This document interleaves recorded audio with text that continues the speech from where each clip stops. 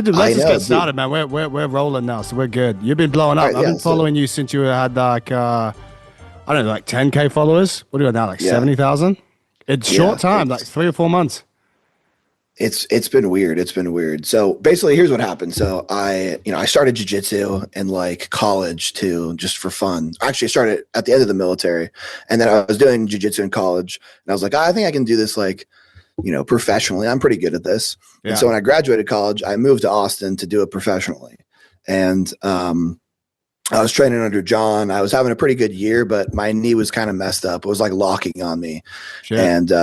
And so I was like, you know what? After I finish this competition season, I'm going to get surgery and get my knee fixed. So I went and competed at Worlds. I did pretty well at Worlds, got second place. And then I had surgery 3 days later. They opened my knee up and they were like, oh, this is what's wrong. And then 6 weeks after that, they actually corrected it. They went and did a second surgery and Right. finally corrected the issue.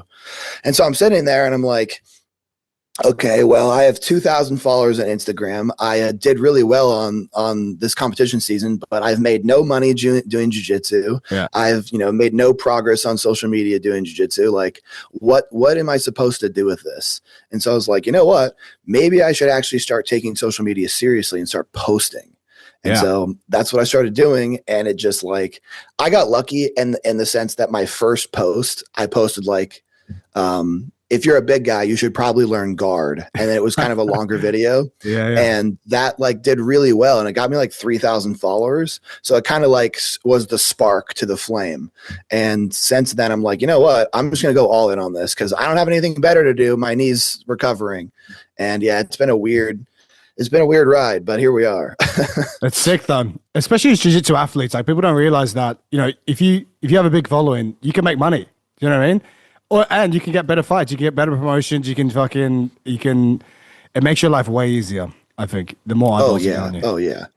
It's like, I think it might have been Craig that said this on Instagram the other day, but he was like, no one likes doing social media, but it's like, you have to do it nowadays.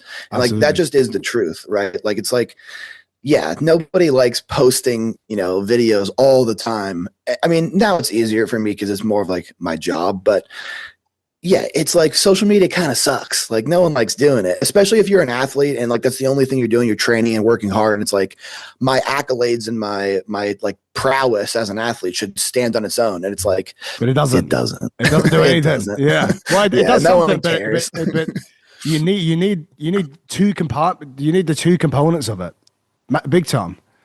Yes, like for sure. Social media, Yeah, I used for to think sure. was like the hardest part of my job. So I'd have like PT, and I'd be like, is he doing PT? I'm doing like 50 hours a week. I'm tired. You just went back to back days over and over and over again. You're like, man, I'm just tired by the time you get to the end of the week. And then once you start focusing on social media, at the start it sucks because of course you're gonna suck at it. You're like, dude, I can't think of anything. I'm busy. I'm tired.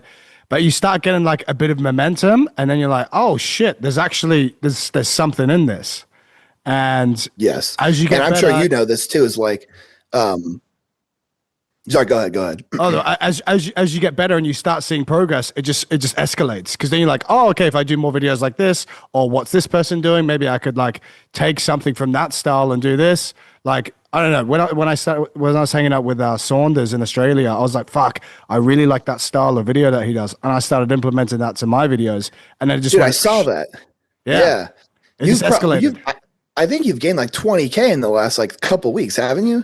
Yeah, I think so. I got the 50K. I was like, before my birthday, April 23rd, I wanted to get the 50K, and it took me 3 years to get the 50K, and I just hit 80K this morning in like 2 months.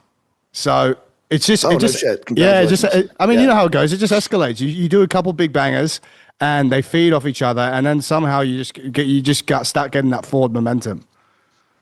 Yeah. I saw that you were doing that kind of Saunders style, but like in your own version of like kind of the, strength and conditioning for jiu-jitsu of like reviewing other people, like reviewing high level athlete stuff. Yeah. And I was like, oh shit, like this is really good. And then I like went and clicked on your profile, like I think last week or something. And you were at like 75K. And I was like, holy shit. Yeah. Like that style is doing really well for you. It works. It's weird for me because like I feel like I don't have a particular style, And also I've like, and it's a little, I feel like it's a little arrogant to say, but I feel like I've accidentally created my own niche because like there's no one else doing what I'm doing. Like there's no one else that looks like a bodybuilder, like doing like, you know, I'm like 250 pounds. Like there's no one else doing what I am doing in the jujitsu and lifting space together in the sense of like, I look like a freak. And then I also am doing jujitsu. And so like that like combination of niche is kind of like the problem that I struggle with is like, it's hard for me to like look to other things for inspiration without copying it because no one else is doing like exactly what I'm doing. It's like I don't really even know how it would like take Josh Saunders' style of like, you know, putting my face over something and kind of explaining what's going on because like I don't even really know what content I create. I just kind of like make stuff. It's just basically like the things that I'm passionate about, which is like fitness and lifting and jujitsu and training and how to get stronger. And I just kind of like have glommed it all into an Instagram, you know?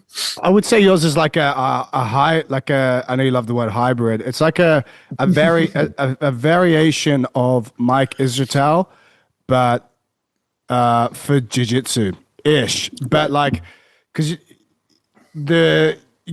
I see you go into this like not rabbit hole, but I see you going like hard on machines. What happens is, from my perspective, people push back on you, be like, "Fuck machines, bro! Like that's gay, that's not functional," or like, "You'll never be athletic doing machines." And like you posted one the other day of the people talking about like isolated exercises and all that shit. And obviously, we know that's all bullshit. And you're just going, no.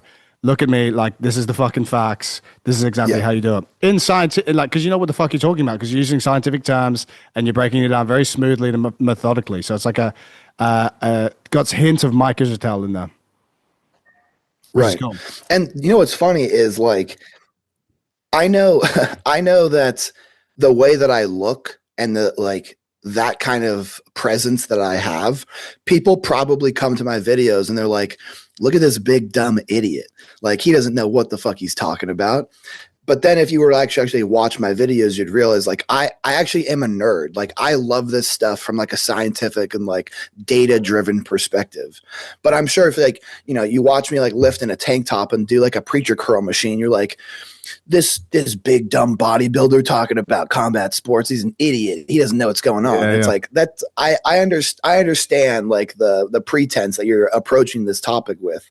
But it's like I do know what I'm talking about. Like I've been doing this for like a decade, and I also started out with all these biases. Like when I started lifting, I was in Ranger Battalion, I was in the Army, and we had strength and conditioning coaches every single morning we worked with for like 5 years. Yeah. And I did start out with this idea of like the Smith machine is bullshit, like, you know, tricep extensions, what's the point? Like those bodybuilding like those guys that do that stuff, like they're weak. I'm going to use a barbell and that's it. Like I'm going to get strong and they're just going to get flashy muscle. And then when like, I was like, okay, I want to get stronger. I want to get bigger. How do I actually do that? And I started like diving into the research of it or diving into podcasts, watching videos. You know, I slowly started to realize like, oh, I'm wrong on this topic. And I really, really, really hate being wrong. And I really hate wrong information, which is why these like charlatan, like little like the guy I posted yesterday, the little MMA guy doing his little weird exercises. I think that's why that makes me the most angry